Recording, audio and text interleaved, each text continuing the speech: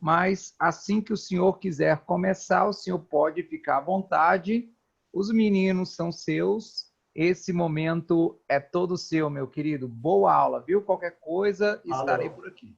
Um abraço. Valeu. Fala, galera. Boa tarde para vocês. Olha só, na quarta-feira passada eu tive um problema aqui com a energia aqui em casa. Aí não tinha como acessar o computador aqui para fazer a aula. Mas aí me arrumaram esse horáriozinho aí de substituição. Vamos tocar o barco aqui. Eu vou compartilhar minha tela com vocês para a gente ver o que a gente estava falando na semana passada de botânica. Vocês estão vendo minha tela? Só confirma para mim, por favor. Sim, sim. Beleza. Então, olha só, se eu não me engano, a gente tinha parado nessa parte das briófitas, né? Eu tinha falado do ciclo de vida das briófitas com vocês, tá? Vocês lembram direitinho? Foi isso mesmo, foi aí mesmo que eu parei, né? No ciclo de vida das briófitas? Foi. Foi isso mesmo, né? Então, massa. Então, hoje o que a gente vai fazer é dar continuidade, só que agora com as pteridófitas, tá? Deixa eu só botar aqui, era para ele ter ido já. Aí. Então, olha só, galera. Outro grupo vegetal importante, tá, são as pteridófitas. A gente já viu as briófitas, agora as pteridófitas. As pteridófitas, elas têm como os principais representantes do grupo, tá? Os principais representantes do grupo são as samambaias.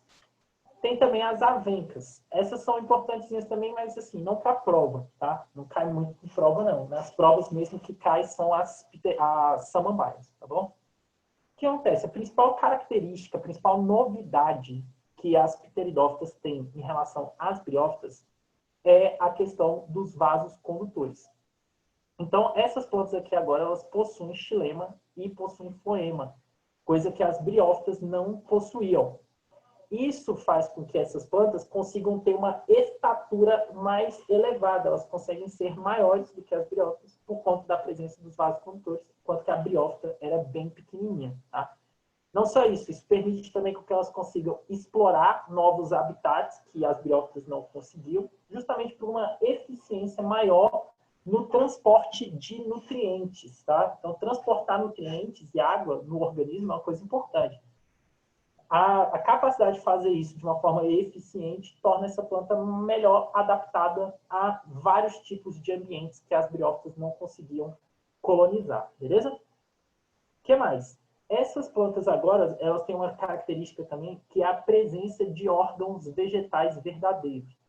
Diferente das briófitas, que não tinham raiz, nem caule, nem folha, as pteridófitas têm raiz, caule e folha, tá? Então, elas têm essas características aí que vão ajudar muito essas plantas também com a conquista desses habitats e por aí vai, tá bom? O que acontece? A raiz das pteridófitas é uma raizinha assim, ó, que é cheia de fiapinhos, então ela é bem dispersa no solo, tá? O caule, né? O caule é uma estrutura também importante da planta, né, que é o que dá a sustentação, e as folhas é a responsável pela atividade fotossintética dessa planta, beleza? Então aqui não tem muito segredo não, já vou passar para aquilo que é realmente mais importante. Se você pegar atrás de uma folha de samambaia, tá? Você vai perceber que existem algumas estruturas, tipo umas bolinhas assim, ó, atrás das folhas, beleza? Umas bolinhas. Essas bolinhas que ficam atrás das folhas, elas são chamadas de soros. É o que está na foto aqui desse lado. Tá? Esses soros, galera, soros, são conjuntos de esporângios. São estruturas que vão produzir esporos para essa planta. Tá? A gente viu o ciclo de vida geral das plantas na aula passada, que eu falei que era a metagênese. Tá? E com essas plantas aqui não vai ser diferente, é o mesmo ciclo de vida. Como é que vai funcionar esse ciclo de vida, então, das pteridófitas com essas estruturas aí chamadas de soros? Agora eu preciso que realmente vocês prestem muita atenção nesse desenho para você não boiar, tá? Então, olha só, vou usar o meu laser. Olha o meu laser aqui, beleza? Vamos começar do esporófito. Isso que você está vendo aqui, ó, é o esporófito da samambaia. As briófitas tinham o gametófito como geração dominante. As pteridófitas têm como a geração dominante o esporófito. Nas briófitas, o gametófito era dominante. Das pteridófitas em diante, o esporófito é dominante. Quando eu digo que o esporófito é dominante, significa que ele é a geração mais importante e que dura mais tempo. Tá? Isso que quer dizer dominante. Ele é a geração mais importante e é a geração que dura mais tempo. Beleza? Vou começar do esporófito, então. Você sabe que o esporófito é sempre diploide. Significa que o esporófito tem 2 conjuntos de cromossomos na sua composição genética, tá? O que vai acontecer? O esporófito tem aquelas estruturas chamadas de soros, tá? Aqui os nossos soros, ó. São soro, citosoro, beleza? São os aglomerados de esporângios, que eu já mencionei no slide anterior. O que acontece? A função do esporângio, obviamente, é produzir o quê? Esporos. Tá aqui os esporozinhos, ó. Esses aqui são os esporos. A produção de esporos sempre acontece por meiose. Está escrito um R de meiose aí, porque a meiose é um processo reducional. Significa que ela reduz a quantidade de cromossomos pela metade. Então, nota o seguinte, se o esporófito era diploide, os esporos vão ter a metade dessa quantidade de cromossomos.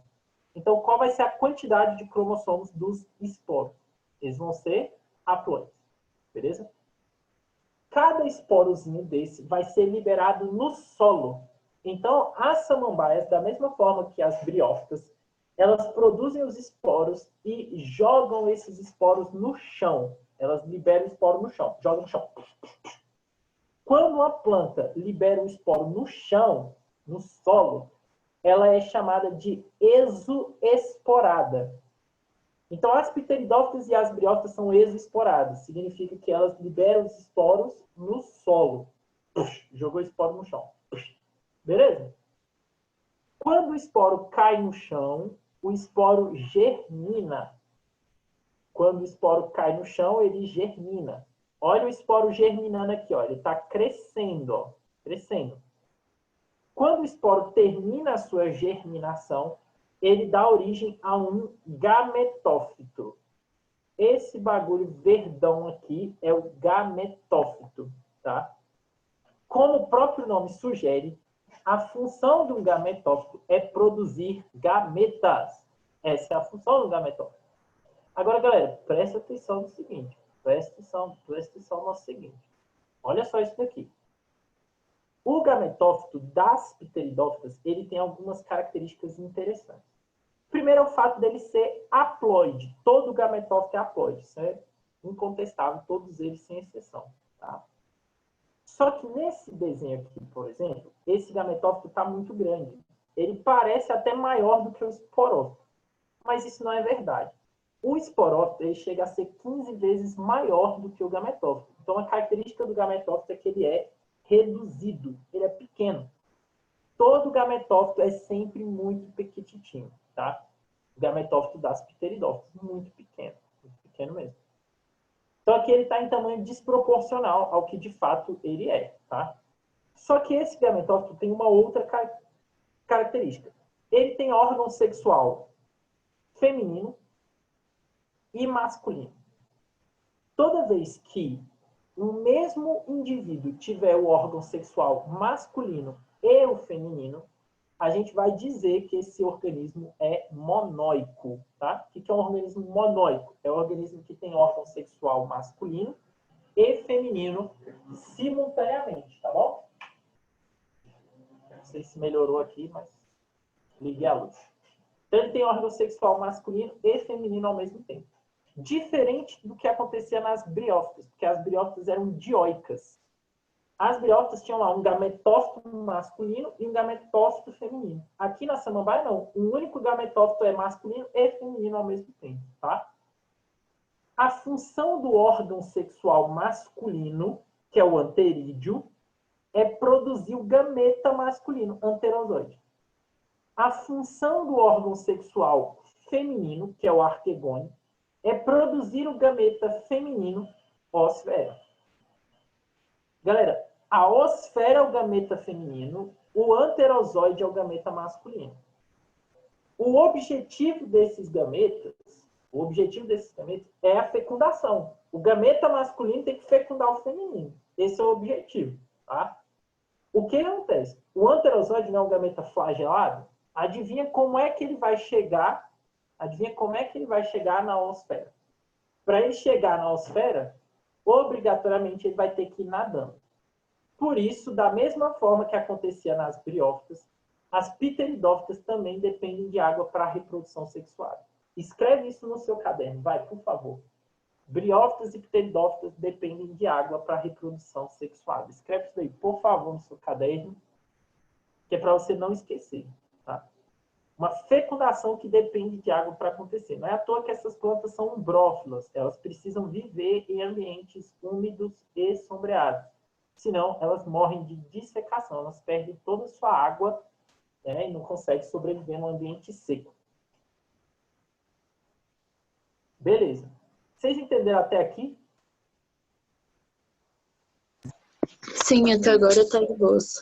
Então, beleza. Então, vou dar continuidade. O que acontece, galera? Quando a anterozoide fecunda a oosfera, juntos eles formam um zigoto. Olha o zigotinho aqui, ó. O zigoto é diploide, porque ele é resultado da fecundação de 2 gametas haploides. O zigoto cresce, cresce, cresce, cresce, cresce, formando um novo esporófito. Beleza? Esse é o ciclo de vida, então. Vamos lá? Esporófito produz esporos. O esporo germina, forma um gametófito. Gametófito produz gametas. Os gametas se fundem formando um zigoto. O zigoto cresce formando um esporófito. Esse é o ciclo de vida, tá? Por que a gente fala que é uma alternância de gerações? Porque em uma parte da vida da planta ela é esporófito, na outra parte da vida ela é gametófito. Então ela alterna entre as gerações, tá? Por que a gente chama esse ciclo de vida também de haplodiplobionte? Desse lado de cá, ó, todo mundo é haploide. Desse lado de cá, todo mundo é diploide. Então, haplodiplobionte. Por isso. É isso daí que vem esses nomes esquisitos que a gente usa para designar o ciclo de vida das plantas. Tá? Vamos lá, então. Características das briófitas, ou características das pteridófitas que são semelhantes às briófitas. Vai lá, voluntários, fala para mim o que tem de semelhante das pteridófitas com as briófitas, o que tem de parecido. Elas não têm semente. Não tem semente. Elas precisam da água para a reprodução. Precisam de água para reprodução, o que mais?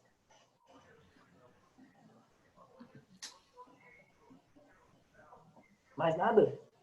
Ciclo é bem parecido, né? Hã? O ciclo de vida é parecido? O ciclo de vida é igual, na verdade, é o mesmo. Isso vale para todas as plantas. Os esporos caem no chão. Os esporos são jogados no chão, então a planta é exoesporada, tá bom? E também tem uma outra diferença, tem uma outra semelhança, que é o fato dos esporos não terem diferença sexual. Nas briófitas e nas pteridófitas, é simplesmente o esporo, é esporo. Não tem esporo masculino e feminino, é esporo.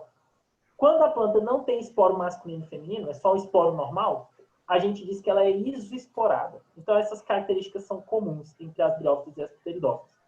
Eu quero agora o que as pteridófitas têm de diferente das briófitas. Vai lá, fala para mim. O que elas têm de diferente? O gametófito. O que tem o gametófito? O gametófito das pteridófitas é monóico. Isso. E o das briófitas? Dioico. Dioico. O que mais? Fase esporófica é a dominante. Isso. A fase esporofítica é a dominante, tá? E nas briófitas era a gametofítica. O que mais? São vasculares. Isso, elas têm vasos condutores. Então, elas são plantas vasculares, tá? Então é isso. Essas características aí são as mais importantes. Ah, ainda tem o fato de elas terem órgãos verdadeiros. Raiz, caule e folha. Beleza? Galera, vocês entenderam tranquilo as pteridófitas? Sim. De boa, né? Então tá bom. Olha só, para finalizar aqui as pteridófitas, dá um look, ó. Comparação entre o gametófito e o esporófito das pteridófitas. O gametófito é sempre haploide. O esporófito diploide. Alguém desliga esse microfone aí, tá fazendo ruído. O gametófito é a fase sexuada, quer dizer aquele que produz os gametas, e o esporófito não produz gametas, por isso é a fase assexuada. O gametófito é clorofilado, quer dizer, ele faz fotossíntese, o esporófito também, tá? O gametófito é a fase temporária ou efêmera e o esporófito é a fase dominante ou duradoura, beleza? Essas aí são as diferenças. Legal. Importância das pteridófitas na nossa vida, tá? São organismos nos ecossistemas considerados como produtores, né? São plantas, óbvio, elas fazem fotossíntese, então isso já é uma importância ecológica muito significativa, porque elas produzem matéria orgânica para as cadeias alimentares, né?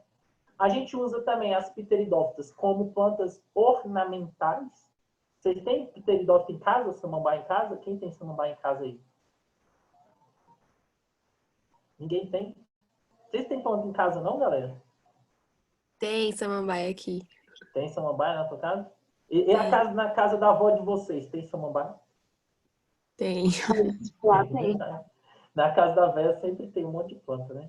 Minha avó é dessas que cria muita planta e ainda fica conversando com as plantas, como se fosse bicho. Mas tudo bem. Agora, tem uma pteridófita muito famosona na Mata Atlântica, tá? Que é chamada de samambaia-açu. Olha ela aqui, ó, samambaia-açu, beleza?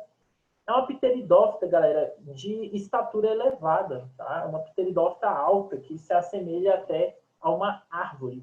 Essas pteridófitas, elas estão em extinção, visto que o bioma da Mata Atlântica, tá? É um dos biomas mais devastados aí que a gente tem no Brasil, beleza? Mas é isso, tranquilo. Nosso próximo grupo ainda que a gente precisa ver nesta aula de hoje são as gimnospermas, tá? Primeiramente, esse nome aqui, ó, gimnospermas, significa alguma coisa. Vamos devagar. Gimno e esperma. Esperma significa o quê? Vocês lembram da aula passada? Semente? Semente. Exatamente. Semente. E gímeno significa o quê? Gímeno significa nua ou pelada. Então, é uma semente nua ou uma semente pelada, tá? Por que uma semente nua? Porque é uma semente que não tem cobertura. E que cobertura seria essa? A cobertura que pode aparecer numa semente é o fruto. Essa é uma planta que não tem fruto. Até porque as únicas plantas que têm fruto são as angiospermas. As gimnospermas não têm, tá? Legal. Elas são o primeiro grupo de plantas a conquistarem definitivamente o ambiente terrestre. Quer dizer que elas foram bem-sucedidas na colonização do ambiente terrestre e não vão depender de água para a reprodução sexual. Por que as gimnospermas não dependem de água para a reprodução sexual? Por uma simples razão. As gimnospermas, elas possuem tubo polínico. Uma planta que tem tubo polínico é chamada de sifonógama. Sifós, no grego, significa tubo. Então, a planta que tem tubo polínico, sifonógama, não depende de água para reprodução. Eu vou explicar daqui a pouquinho por que o tubo polínico garante essa independência da água, tá bom? Legal. As gimnospermas mais famosas são as coníferas. As coníferas são as gimnospermas que têm um formatozinho de cone, tá? Dentre elas, a gente tem o pinheiro, as sequoias, as araucárias, os ciprestes. Aqui um exemplo, a araucária, que é também conhecida como pinheiro do Paraná, é a gimnosperma tipicamente brasileira, e o pinheiro, beleza?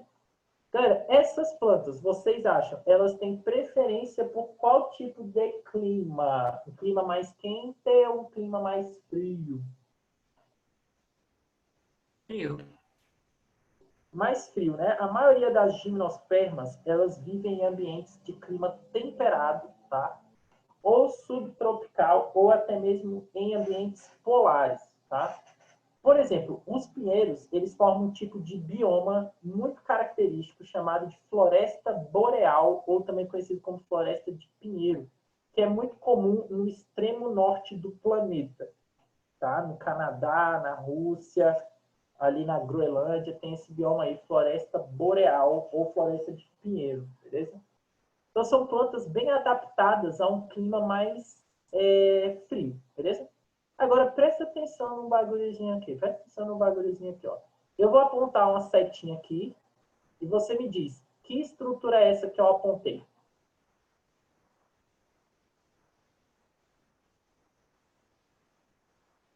Galera, vocês estão aí? Caule. O caule. O caule, isso. Por que demorou tanto para responder? Vocês acharam que era o peguinha? Talvez. Ó, essa estrutura é o caule. Eita, que bosta de letra. Mas tudo bem. Escrever com mouse é complicado.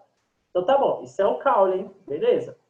Só que isso aqui não é um caule qualquer não, filho. Esses caules das gimnospermas, eles são caules que possuem no seu interior, tá, um xilema bem desenvolvido, que a gente chama de lenho. Então, são caules lenhosos. Caules lenhosos também podem ser chamados simplesmente de tronco. Que bosta. Tronco, beleza? Caule lenhoso ou tronco. Agora, preste atenção que essa pergunta vale um chocolate para quando voltar às aulas, hein? Quem me responder isso quando voltar às aulas presencial, eu compro um chocolate para essa pessoa. Presta atenção nessa pergunta, hein? Como é que eu chamo uma planta de estatura elevada e caule lenhoso? Árvore. Isso, quem respondeu? Eu, a Mari. Mari? Ah, tá. Mari apareceu Mas aqui. é isso, não é? Isso, árvore. É engraçado, né? Porque parece meio óbvio, né? Mas a maioria Ganhei das um pessoas chocolate. ganhou chocolate. Você precisa me lembrar, hein? Vai ser sei lá, vai ser um batom. Beleza. Mas tá bom. Ó, árvore, tá? É meio óbvio, meio idiota isso, né? A gente nunca para pensar no conceito de árvore.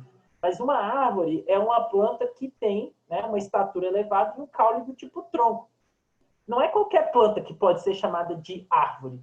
E as gimnospermas, a maioria esmagadora delas, de fato, formam árvores. As briófitas e as pteridófitas formavam árvores, galera? Não.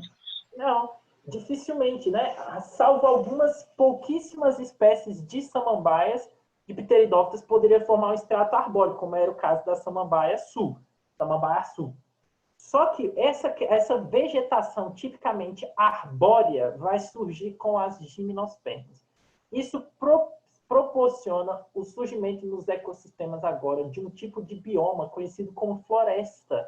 Bioma florestal, que é capaz de abrigar uma quantidade maior de seres vivos, de interações ecológicas e assim sucessivamente. Então, é uma adaptação, uma característica muito marcante, né, para a evolução dos seres vivos no planeta, o surgimento das gimnospermas, beleza?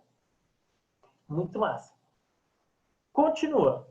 Olha lá. Outra característica interessante das gimnospermas, além do caule do tipo tronco, do tubo polínico, é a presença das sementes. Então, as gimnospermas são plantas espermáfitas, elas têm semente.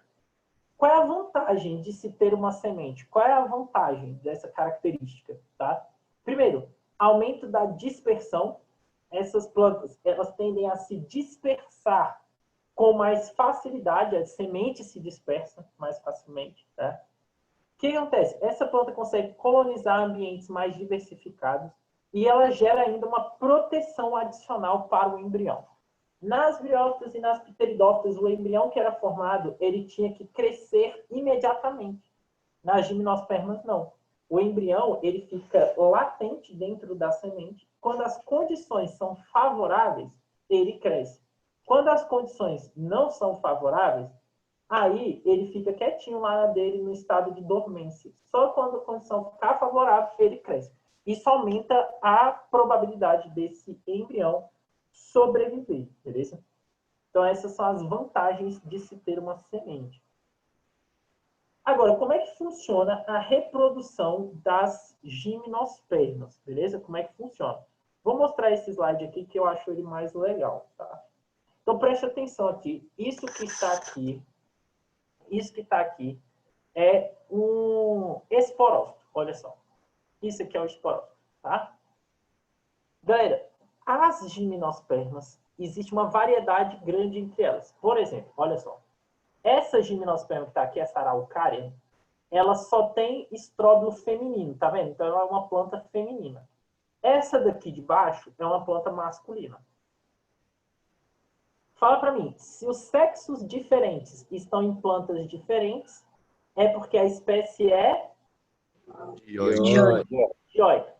Só que isso acontece, por exemplo, as araucárias são dioicas. Os pinheiros são monóicos. Tá? As araucárias são dioicas, os pinheiros são monóicos. Então, dá para eu estabelecer uma regra geral para as gimnospermas? Tá. A maioria das gimnospermas é monóica. A maioria das gimnospermas é monóica.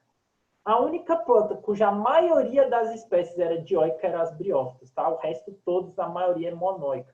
Mas isso não quer dizer que todas são monóicas. Algumas espécies são dioicas, como é o caso da araucária que você está vendo aí na imagem, tá bom? Então, legal. Vocês querem ir primeiro na parte masculina ou na parte feminina? Mulheres primeiro. Mulheres primeiro. Então, beleza. Primeiro as damas. Então, vamos na parte feminina. O órgão sexual da planta feminina é chamado de estróbilo feminino. Olha o bonitão aí. Estróbilo feminino. Como é que desfaz essa coisa feia que eu... Então, olha só. É o estróbilo feminino. Tá aí, agora sim. Só que na sua prova nunca vai chamar de estróbilo feminino isso aqui. Sabe como que isso aqui vai aparecer na sua prova? Se cair uma questão dessa na sua prova, vai chamar de pinha. Como é o nome do estróbilo feminino? Pinha. Pinha, beleza? Isso vale para todas as coníferas, tá? Não só para o pinheiro. Então, o nome do estróbilo feminino é pinha. Ufa, tá. Galera, o estróbilo feminino, ele contém um esporanjo. Na verdade, ele contém vários esporanjos. A função de um esporanjo é produzir esporos. Então, olha só. O estróbilo feminino contém o megaesporanjo, também chamado de óvulo. Tá? A função do esporanjo é produzir esporo. A produção de esporos sempre ocorre por meiose. Você sabe que a meiose é um processo reducional. Quando o megaesporanjo faz meiose, ele dá origem aos esporos femininos. Como é o nome do esporo feminino? Megásporo. Velho, preste atenção nisso. Essa é a primeira vez que aparece um esporo feminino. Nas briófitas e na pteridófita era só esporo, não tinha essa de esporo feminino, era esporo. Aqui tem o esporo feminino, tá? Tem esporo feminino. Legal. O esporo feminino, eu quero que você guarde ele bonitinho aí. Guarde o esporo feminino aí, tá? Vamos na parte masculina agora. O estróbilo masculino vai aparecer para você com o nome de cone. Beleza? O estróbilo masculino também é chamado de cone. O feminino era a pinha. O masculino é o cone. Dentro do estróbilo masculino, a gente tem um microesporanjo. O microesporanjo faz meiose e gera o micrósporo. Beleza? Velho, preste atenção. O micrósporo é o esporo masculino.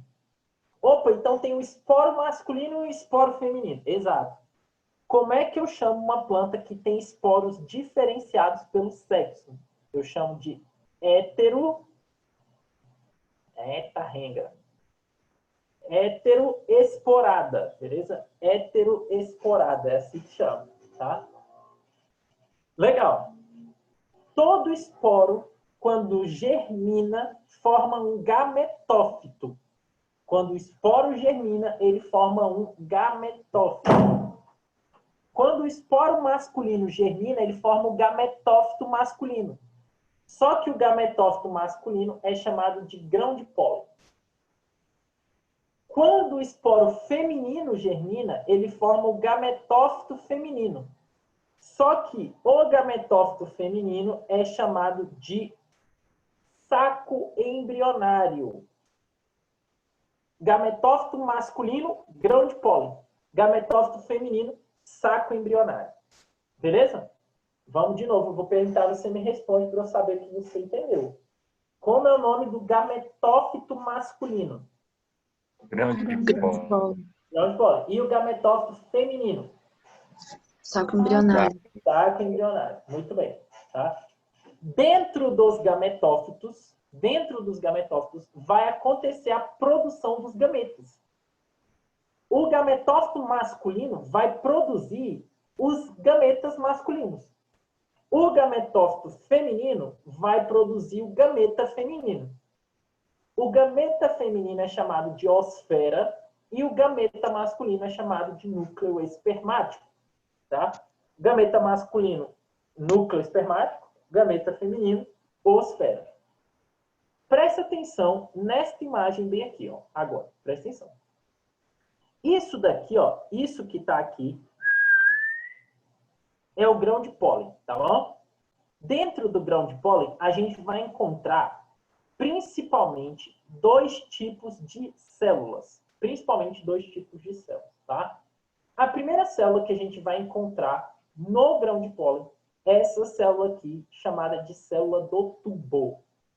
Célula do tubo. A segunda célula que a gente vai encontrar é essa célula aqui, chamada de célula generativa. Essas são as duas células importantes do grão de pólen. O resto não importa. Quais são as duas células importantes? Célula do tubo, célula generativa.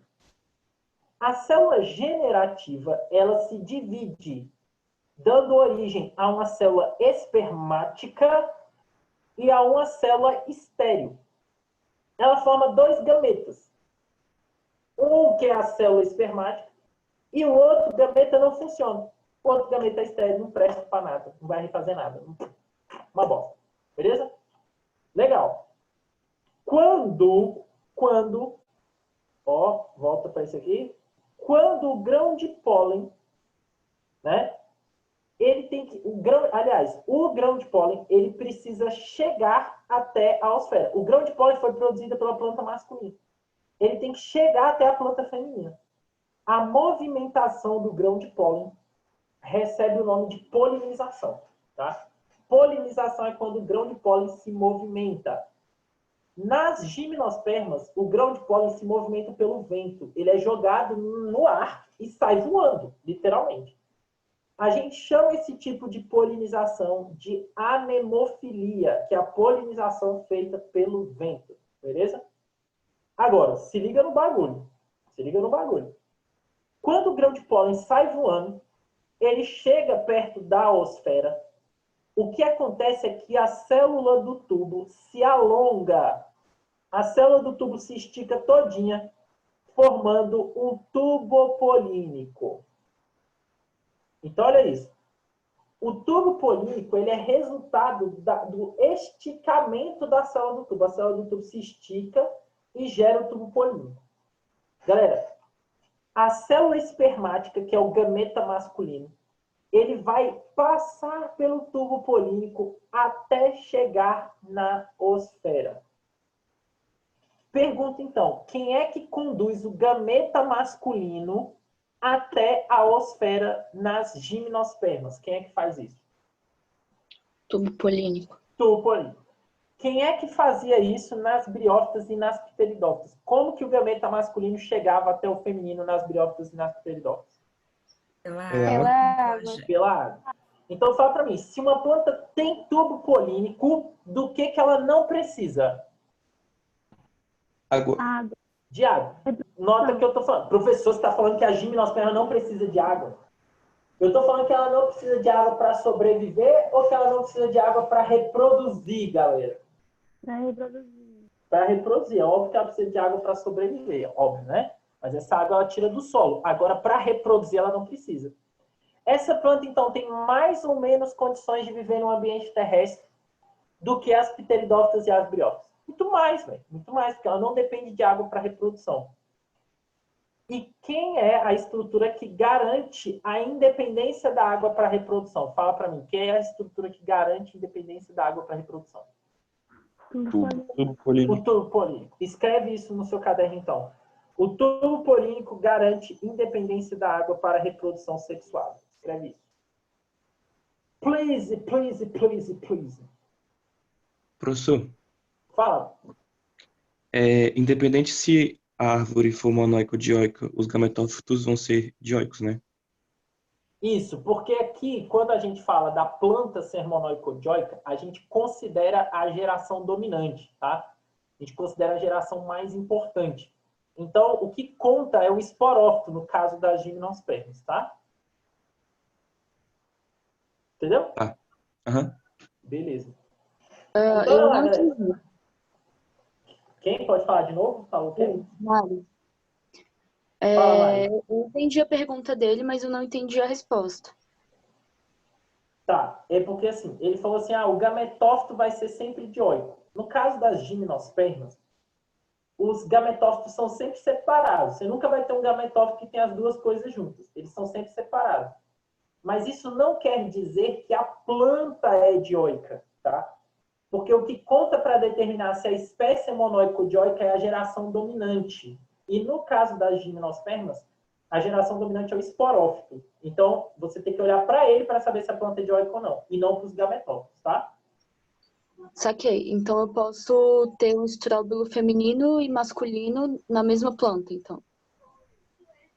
Isso, você pode ter um estróbilo feminino e um masculino na mesma planta. Aí a planta seria monóica. Isso. Mas ela ainda assim teria um gametófito masculino e um gametófito feminino. Saquei. Beleza? Beleza, valeu. Agora, olha só isso daqui, galera. Olha isso daqui. Fecundou, rolou a fecundação lá, né? Forma-se um zigoto. Galera, olha o que acontece. Esse processo de fecundação todinho ocorre dentro da pinha. Tudo isso que está acontecendo aqui, ó, essa fecundação, a célula do tubo, tudo isso está acontecendo dentro da pinha. A estrutura da pinha se diferencia em pedacinhos que revestem a semente. Esse revestimento que reveste o embrião, desculpa. O embrião que está aqui dentro, olha o embriãozinho aqui dentro, ele vai ser revestido por esse tecido que está de branco aqui, que eu estou pintando de vermelho. Esse tecido aqui que eu estou pintando de vermelho é um tecido que vai nutrir o embrião. Esse tecido que nutre o embrião é chamado de endosperma. O endosperma é o tecido que nutre o embrião. Antigamente, no tempo do Ronca, beleza? O endosperma era chamado de albúmen. Eu acho difícil cair esse nome na prova, mas se cair, você sabe. Albúmen e endosperma é a mesma coisa, tá? Mesma coisa. Agora, fala para mim, como é que eu chamo o conjunto de embrião mais endosperma? Como é que eu chamo isso? Semente. Essa é a primeira vez, então, que apareceu uma semente pra gente, tá? Na história dos vegetais. Primeira vez que apareceu uma semente. Legal. A semente germina e forma um gametófito, ou forma um esporófito, beleza? Seja ele masculino ou feminino. A semente germina e forma um novo esporófito, beleza? Galera, vai lá, olha para esse ciclo de vida e fala para mim o que você não entendeu. Com certeza teve alguma coisa que você não entendeu, porque é muito grande esse ciclo de vida. Vai lá, fala para mim. Professor, Fala. o tubo polínico ele estica para pegar o grão de pólen, né? Não, calma. O tubo polínico é uma estrutura do grão de pólen. Olha só, isso daqui é o grão de pólen. A célula do tubo se estica formando o tubo polínico, beleza? O tubo polínico estica para que a célula espermática, que é o gameta masculino, alcance a osfera, que é o gameta feminino. Beleza, Luiz? Beleza. Mais alguma coisa? Só uma curiosidadezinha. Pode falar. Dispersão de pólen é anemofilia, né? Pelo vento. Isso, exatamente. E aí de semente é anemocoria. Isso, aí depende, tá? Então, por exemplo, quando a gente fala de dispersão do pólen, a terminação da palavra vai ser filia. Quando a gente fala de dispersão da semente, a palavra no final vai ser coria. Depende de quem faz essa dispersão da semente. Se for o vento, então anemocoria, porque anemose em grego quer dizer vento, tá? Só que pode ser um animal também. Aí como é que eu chamaria a dispersão da semente feita por um animal? Zoocoria. Como chamaria? Zoocoria? Zoocoria, exatamente, tá? Então depende de quem faz. Pode ser a água. A semente pode dispersar pela água. Ela cai na água e sai dispersando. Aí a gente chama de hidrocoria, tá? Então depende de quem está fazendo. Beleza? Beleza, valeu. O que mais, galera? Fala. Só para confirmar mesmo se eu entendi. Tipo, a árvore é um esporófito, certo? Isso. E ela gera os esporos feminino e masculino, Isso. que podem estar na mesma planta ou não. Exatamente. Tá, aí beleza. Os esporos feminino e masculino tem a fecundação deles e isso gera uma semente. Cuidado, não é fecundação dos esporos. Olha aqui no meu desenho de novo. Os esporos germinam formando gametófitos. Ah, O tá, beleza. masculino, grão de pólen, e o feminino, saco embrionário. Dentro do gametófito ocorre a formação dos gametas, núcleo espermático e osfera. Os gametas fecundam, aí sim formam o zigoto, o embrião que está dentro da semente. Tá, beleza. E aí Entendeu? essa semente vai gerar outro Uma nova esporófito, árvore. Um outro que é o esporófito. beleza, então. Exactly. É isso. Valeu. Beleza? Vai lá, galera, manda mais coisas Alisson. aí. Pode falar. Uma pergunta meio besta, eu acho. Mas não sei. Tipo, Não tem pergunta mesmo. tem. Quando, por exemplo, o grão de pólen, ele é bom também porque ele incentiva a variedade genética, né? Mas aí, por exemplo, se uma árvore se autofecunda, tem como, sei lá, ela viver com uma deficiência, sei lá, tipo, por ela mesma ter se autofecundado? Então, na verdade, assim, autofecundação em plantas é algo bem comum de acontecer. Então, não gera prejuízos, vamos dizer assim, morfológicos na estrutura vegetal, via de regra, não. O que acontece com a autofecundação é que ela diminui a variabilidade genética. Então, assim, plantas monóicas, elas, via de regra, possuem mecanismos para evitar a autopolinização, para gerar mais variabilidade genética, entendeu? Mas, via de regra, a autopolinização não vai gerar nenhum prejuízo, tá? Estrutural ou fisiológico para a planta, não. Tá, obrigada. Beleza? Galera, então, acho que é isso, tá?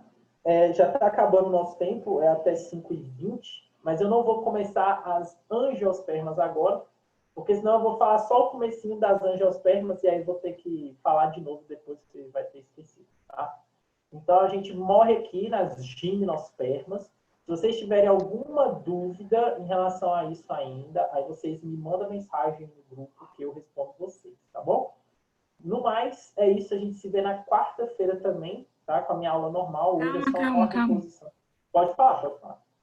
É que você falou que ia mandar o slide, você não mandou. Aí é só pra te Não lembrar. mandei? Não. Acho que eu mandei, não. Não tá no e-mail, não. E nem no grupo. Nem no grupo? Tá, segura a onda aí, 2 times. Espera aí, rapidão.